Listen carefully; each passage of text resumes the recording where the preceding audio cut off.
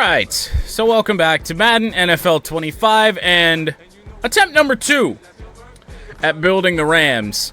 We got 2 seasons in our first attempt before we had a draft class where every single player looked the same.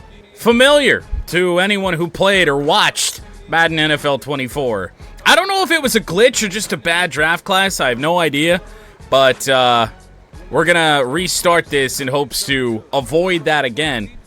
Which does, of course, mean that we also have a chance to do what I think is still possible with this team, where I think the window for the Rams is, like, this year. Like, that's just about it.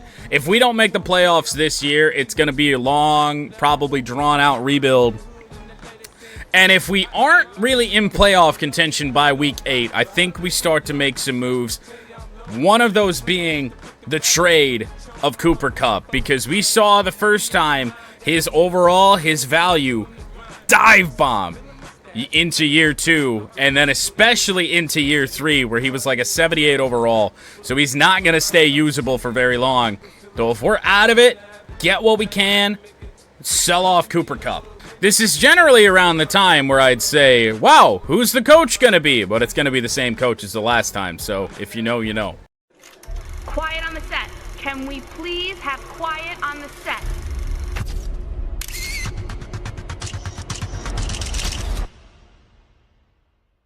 Awesome! I came to play. There's a price to pay.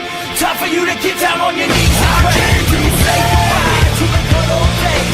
Alright, there's head coach The Miz. Again. So we'll speed through the roster again, in case you missed our first attempt at building the Rams. Matthew Stafford is a playable quarterback for right now, but at age 36, his drop-off is going to be quick, and we don't really have another option at quarterback. So in the first couple of drafts, very crucial that we find one. When it comes to running backs, Kyren Williams, Blake Corum, Ronnie Rivers, Cody Schrader. Rivers and Schrader probably not going to stick around too long. Kyren Williams, hard to say, but Blake Corum is a player I'd like to keep. We don't have a fullback. That will have to be addressed. Receivers look really good right now. Cooper Kupp at an 88. Puka Nacua at an 84 with superstar development. Nacua very clearly going to be our guy going forward here in this one. Going to be our top receiver. And like I said, if we're out of it come Week 8, Week 9, Cooper Kupp is out of here. Tight ends. Tyler Higbee, who's hurt right now. Solid, but outside of that, it gets really, really bad. We have 5 tight ends on the roster. Left tackle, very weak. Left guard, not very good. Center, not good. Kevin Dotson, might be the best offensive lineman we have. Actually tied for the best with Rob Havenstein. Offensive line's a problem. Defensive ends, Braden Fiske and Deshaun Johnson here, nowhere near future answers for this team. Kobe Turner is young enough and all right enough that I think he has a chance to stick around, but probably not. Defensive tackles, after the Rams lost Aaron Donald, it's a big, big question mark.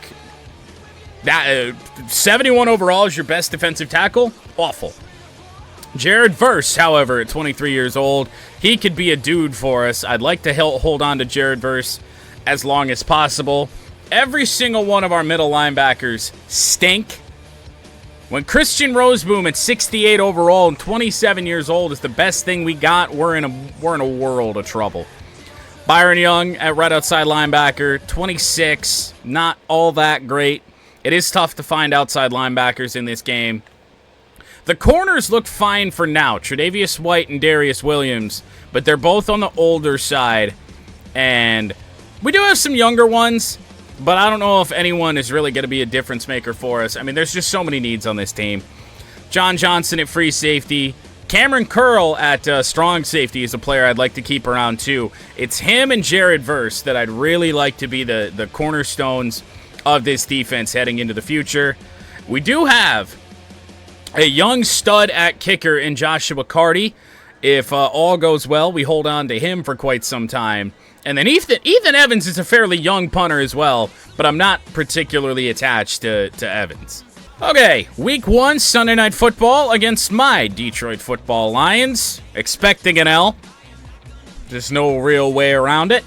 Wow, that's a surprise. A 17-13 win. The redo of building the Rams might just make this team good. We just took down one of the better teams in the NFC. Now we will probably lose to the Cardinals. Okay, week 2, Arizona. We just beat the Lions, so I guess anything's possible. Can we take down Kyler Murray and the Cardinals? Yeah, we can. 1-point win, 34-33.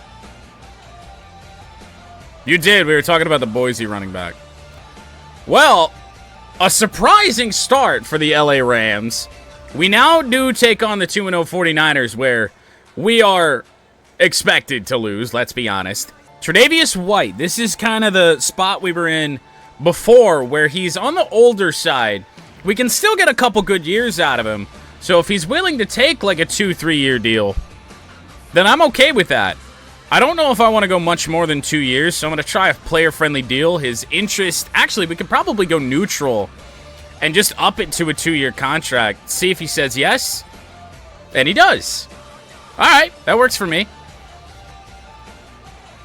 John Johnson at free safety, 28. Not all that good, but he does have star development. I feel like these might be the only 2 players that I'm really... looking at re-signing here in this first year. Try a neutral offer for John Johnson, and he says yes as well. Try and keep some of those in-between guys until we get this team built up. We do have Rob Havenstein. He's probably going to be sub 80 overall, and which means we could probably find him in free agency if we want him back, if he's our best option. So I think we're going to let him go for now. And then everyone else is just replaceable. Ronnie Rivers, we already said we weren't committed to him long term. Yeah, it's really all I think we need to do. And I mean, even Tutu Atwell is perfectly replaceable. Not super worried about keeping him. 24 years old, normal development, 75 overall. Probably find better. Well, that's certainly going to expedite this process. Now that we have both of the players that we wanted to re-sign done, we pretty much just get to sim and see where this Rams season takes us. Week 3 against the 49ers. What has gotten into this Rams team? A 10-point win against the Niners. What the hell is happening? When is this all going to come crashing down? Week 4 against the Bears. Dude, we beat the Bears too. We're 4-0. Is it Stafford? Probably. Either that or Kyren Williams. Let's do an early stat check. I don't usually stat check this early. 8 touchdowns, 3 interceptions, 61% completion. That's not really all that good. Kyren Williams, 248 yards. Matthew Stafford has 93 rushing yards. More carries, more yards, same amount of touchdowns as Blake Corum. Maybe it is Stafford. Stafford's found the fountain of youth. The fountain of speed. Cooper Kupp's having a nice year. Surprised to see Tutu Atwell having more catches, more yards than Puka Nacua, but it's still early in the year. Let's take a look at the defense. Turnovers. Curl, White, Jared Verse, and Troy Reeder with interceptions. 1 forced fumble. That belongs to Christian Roseboom. All right, 4-0 LA Rams take on the 3-1 Green Bay Packers. At some point, something's going to go wrong. I mean, Green Bay's a good team, so we're going to see how this goes. Well, you figured it was going to happen eventually. And I mean, this is kind of a bad thing because now trading Cooper Kupp is really going to hurt us. And I mean, that was really kind of my plan heading in. We're 4-1 with a loss to a good Green Bay Packer team as we head into our Week 6 bye. We've got a 2-4 Raiders team upcoming here in Week 7. This is a game we could win. Now, if it's really going to start to turn around, we're going to start losing games. This is a good candidate for a game that we're not really expected to lose, that we could lose. Ugh, spoke that into existence. A 13-10 win Now, the trade deadline is week 9. We've got to make a decision on what we're going to do with Cooper Kupp very, very soon. But what is this new injury about? I'm not really sure which one's the new one. Tyler Higbee was injured at the start of the year. He's actually not injured anymore, so we can remove him from IR. None of these other ones are really all that crazy important to us. I mean, that's not a starter. AJ Jackson might be a starter, but I'm not entirely certain. And then these other 3 guys down here at the bottom, they're not really all that important, but they're also not injured, so they can come back from the IR. Trade Kupp. I mean, I'm thinking about it. I really am. Trade deadline's week 9. So we do have one more game to get through. If we lose this game to the 1-5 Vikings, I mean, we're sitting here at 5-2. Right now, you think we're in a good spot to make the playoffs. Let's check stats. Let's see if Puka Nacua has overtaken Cooper Kupp as the #1 receiver for this team, or if he's even gotten into the _2 spot yet. Matthew Stafford, 35 carries, 142 yards. That still doesn't make sense. 3 rushing touchdowns for Matthew Stafford. I mean, it's really concerning, but I feel like Puka Nacua, in that spot that Cooper Kupp is in, should just take off.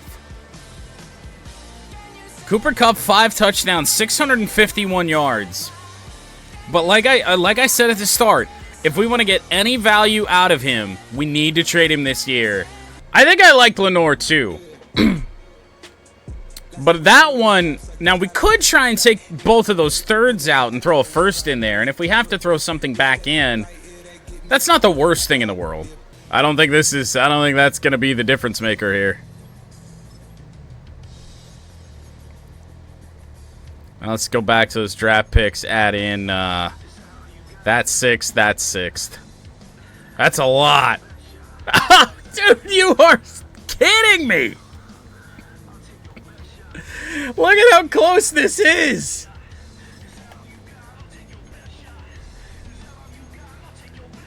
Dude, Lenore better be good. For real, ham sandwich. I'm gonna give him a 5th round pick a little bit farther in the future. 2027 5th. It's gotta be it. Gotta be it. Dude, you can't fill up the meter anymore and not get a trade. Oh, God. This is so dumb. This is so dumb. It's done. Finally. Our offensive line stinks anyway, so if we gamble and it works out, this is good. But we just don't need Darius Williams anymore, so it's more so shipping him off to get Lenore more playing time, which means more development, in theory. I like it. Well, after a couple trades, let's see the damage that does. Now, our ratings didn't go down too much. I think our offense actually stayed the same.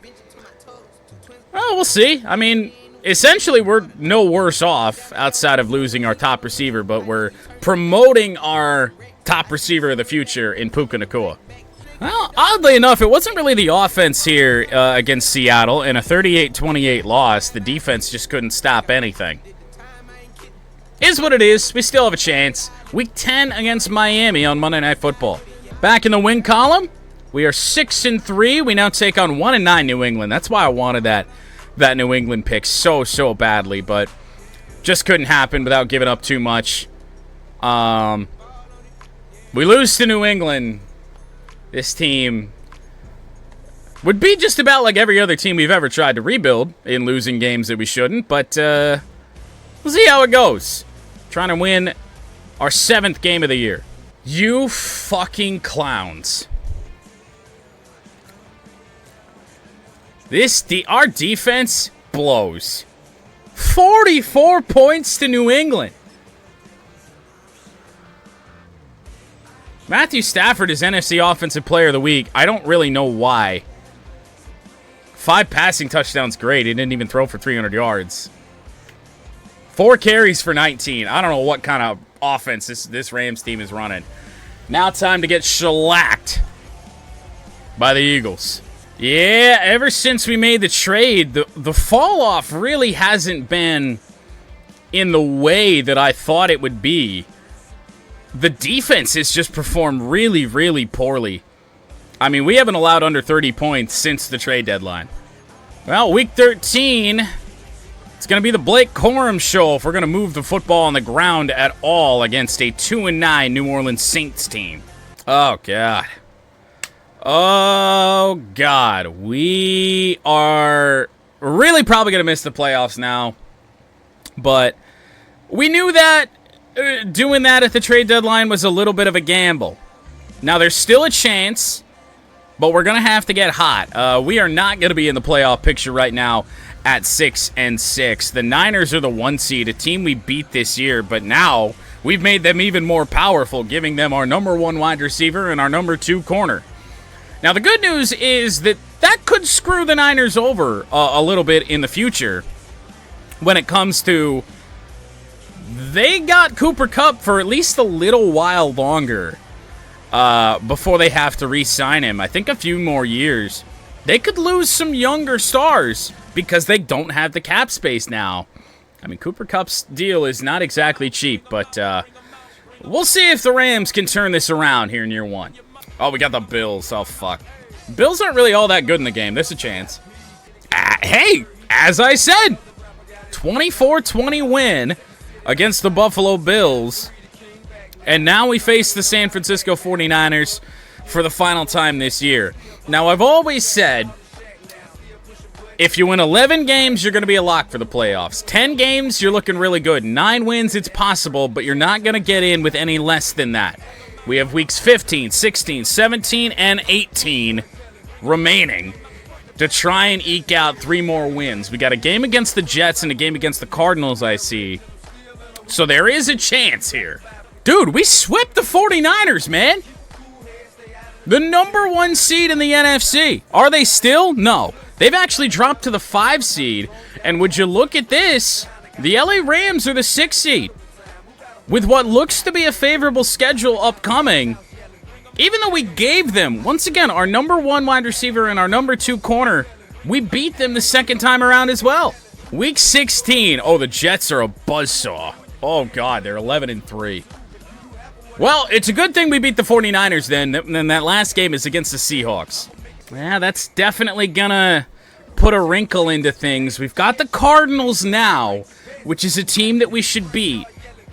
But then the Seahawks in Week 18, who the hell knows? Take a look at the playoff picture. Again, we are out of it. All right, Arizona, gotta have it. All right, so we get the win that we needed. There's yet another injury. We're getting banged up at the wrong time. And this time it's Kyron Williams, and he's out for a while. Welcome back to the Blake Corum show. All right, Week 18, the Seattle Seahawks are 12-4. Did we look at the playoff picture? Are we in it? We are the 6th seed yet again. The Seattle Seahawks, however, are the 1. We make the playoffs, or we don't. Probably depending on this game right here. 31-13 loss, but we make the playoffs anyway. That is a massive surprise. I did not expect that. To the playoff bracket, we are the 7 seed, who will take on the Atlanta Falcons. That is a really, really big surprise. Seattle does indeed lock down the 1 seed. The 49ers are all the way down at the 5. 3 teams from the NFC West make the playoffs. Cowboys take on the Lions. Packers are the ones taking on the Niners. Wow.